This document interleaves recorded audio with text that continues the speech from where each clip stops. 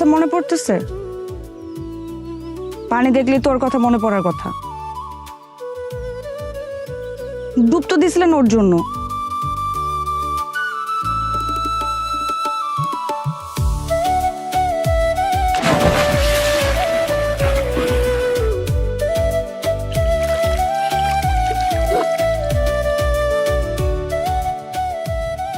মনে তো সবাই পড়াইতে পারে, মন পুরাইতে পারে কয়জন? তুমি আমার এমন একটা জন যে আমার মনটারে পুরে খাঁটি সোনা বানাই দিছে।